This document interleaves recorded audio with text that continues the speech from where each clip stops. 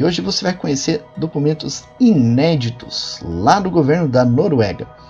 Em 31 de março, agora, a imprensa do país surpreendeu o mundo divulgando documentos outrora sigilosos do governo da Noruega, contendo informações sobre avistamentos ocorridos entre 1954 e 1970. Casos bem interessantes, incluindo tentativas de resgate de OVNIs aparentemente acidentados no país. Isso aqui você vai conhecer no programa de hoje. Mas, obviamente, antes de a gente entrar nesse tema de hoje, você que não é inscrito aqui no canal, aproveita e se inscreve agora. Ativa o sininho para receber as notificações e ficar sempre antenado com tudo que ocorre na ufologia brasileira e mundial aqui no canal Fenômeno. Você pode também se tornar um membro, clicando no botão Seja Membro aqui embaixo. Você escolhe um plano de adesão e tem acesso a conteúdos exclusivos que só os membros têm acesso. Então aproveite! E agora então, sem maiores enrolações, vamos conhecer os documentos oficiais do governo da Noruega.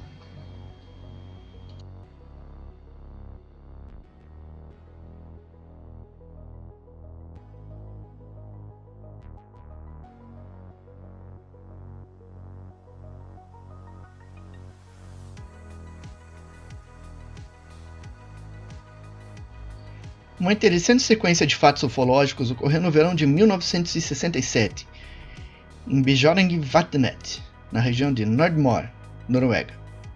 O incidente chamou a atenção das autoridades norueguesas que investigaram o episódio, gerando páginas de documentação oficial. No mês de junho, a família Ormseth montou uma barraca laranja, cadeiras de camping e uma mesa vermelha à beira de uma piscina, às margens do lago. Como faziam em todas as férias de verão, Anne e Einar Ormseth, que tinham 7 e 10 anos, pescavam e nadavam muito. A tranquilidade da família foi interrompida quando o objeto inicialmente interpretado como sendo um avião caiu nas águas do lago. Estava ensolarado, quente e tranquilo. Apenas o som dos mosquitos ao nosso redor. Então houve um som sibilante logo acima da colina. O som ficou mais próximo e mais forte. Logo não houve apenas um silvo, mas um som desagradável. Então ouvi isso no céu, e vimos todos juntos. Era como um grande charuto com pequenas asas. Intrigados com a aparição, eles correram até a margem do lago para ver melhor. Segundo Anne Skipnes, o charuto voou bem baixo sobre a serra, sobre o lago, antes de se virar e mudar seu curso, seguindo na direção deles, ao longo da orla da floresta. Alguns segundos depois, entrou na água, a cerca de 150 metros da tenda. Segundo Anne, o pouso ocorreu de forma suave, sem agitar a água, e não houve qualquer vestígio de fumaça, e o objeto simplesmente deslizou na água e desapareceu. O fato chegou ao conhecimento da imprensa, e as autoridades se interessaram no caso. O prefeito também foi entrevistado e foi escrita uma sessão sobre OVNIs. Então não houve muito mais conversa sobre isso de nossa parte. Não queríamos nos tornar o tipo de pessoa em quem as pessoas não acreditavam, mas foi suficiente que a defesa viesse. Algumas semanas depois do incidente, militares realizaram uma operação de busca no local, com o apoio de helicópteros e mergulhadores, e isolaram a área. Quando isso aconteceu, a família Ormseth havia retornado para passar mais alguns dias no local, e foram impedidos de entrar na área pelos militares. Outra testemunha das buscas foi Knut Thorseth, que hoje é um dos proprietários de terras ao redor do lago. Ele relata que as forças armadas norueguesas vieram de barco e com homens rãs. Ele era criança na época e pousou em uma foto ao lado de um dos helicópteros usados na operação. Aqui nós vemos algumas reportagens de jornal publicadas na imprensa da Noruega. Oficialmente, as buscas foram infrutíferas, mas Einar Ormseth acredita que algo foi recuperado ali. Mas eu vi que eles seguiam com uma jangada e homens rãs até onde a coisa havia caído na água. Eu mal sabia o que era um OVNI, então o helicóptero foi mais emocionante. Mas lembro que continuaram mergulhando aqui. A defesa certamente encontrou. Não foi mais profundo do que isso. Provavelmente está nos seus arquivos. Com o tempo, surgiram algumas tentativas de explicação para o incidente, e uma delas seria de que um drone soviético teria caído nas águas do lago. O jornal norueguês NRK entrevistou o arquivista Stian Haus, responsável pelo Arquivo Nacional Norueguês. Ele examinou os documentos do Arquivo da Defesa, que era tão secreta e que não foi entregue ao Arquivo Nacional. Ele não encontrou vestígios de que algo tenha sido encontrado durante os mergulhos em Bjørgvatnet. Mesmo que, segundo os jornais, tenham bloqueado a área durante várias semanas e continuado a mergulhar. Não tenho nada no arquivo. Infelizmente, as Forças Armadas norueguesas, e especialmente a Força Aérea nas décadas de 1950 e 1980, têm sido péssimas no cuidado dos documentos. Parece estranho para nós do lado de fora, quando há algo tão picante quanto um pouso de OVNI. Concordo com isso, é um escândalo que tantos arquivos importantes da defesa tenham sido queimados, triturados e jogados fora. Colocando desta forma, tenho mais fé que seja um OVNI com alienígenas do espaço exterior, do que um drone soviético. O que seria interessante para os russos em Auri, no norte de Mori?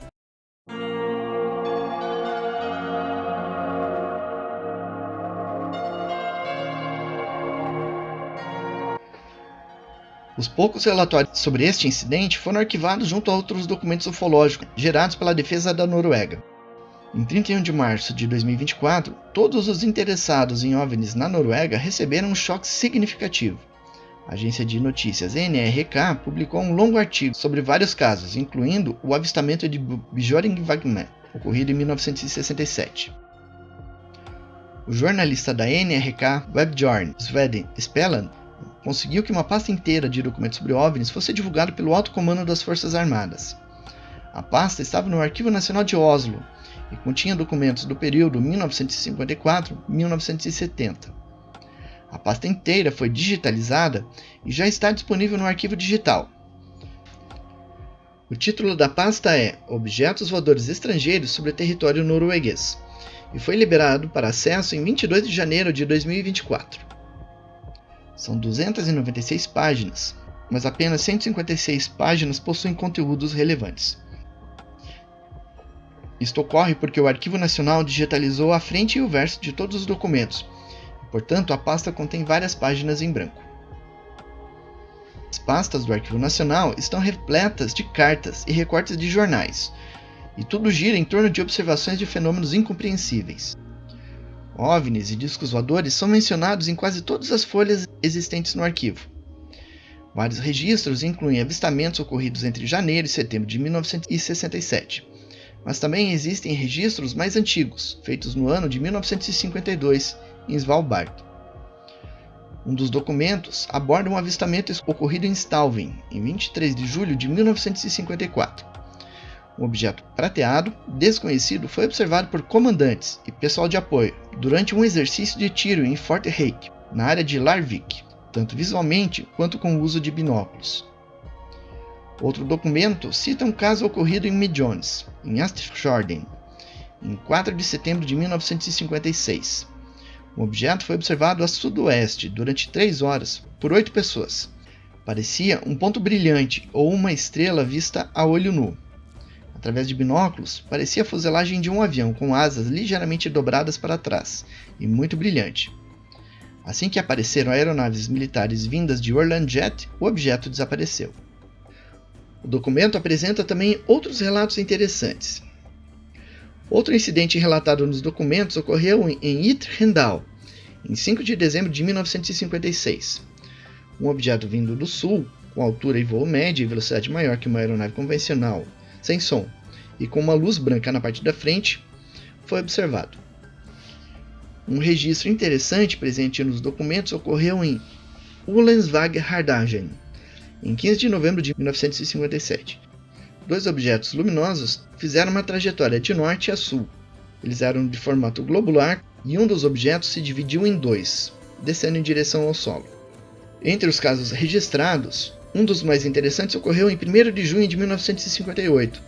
Várias testemunhas viram um objeto, interpretado como um avião desconhecido, cair na região de Altaufjorden, ao norte do país. Peixes mortos foram descobertos no fiord imediatamente após a queda, e as forças de defesa norueguesas enviaram vários navios e mergulhadores para realizar uma busca pelo avião. A investigação da rede NRK identificou um dos homens-rãs da defesa norueguesa e localizaram ele ainda vivo, aos 83 anos. Steinas Wahl fez um dos mergulhos em busca do OVNI, no caso de Bjørgvatnet, e em vários outros, como ele revelou à imprensa. Sim, lembro-me do mergulho em Auri. Houve muitas mensagens desse tipo na época. Você já mergulhou em muitos casos de OVNIs? Sim, por volta de 10. Quando as forças de defesa norueguesas receberam relatos sérios de objetos desconhecidos caindo na água, Wahl foi escalado como mergulhador. Quantos OVNIs você encontrou? Nenhum. O que é um pouco chato em lugares como Auri, em água doce, é que há muita lama e sujeira.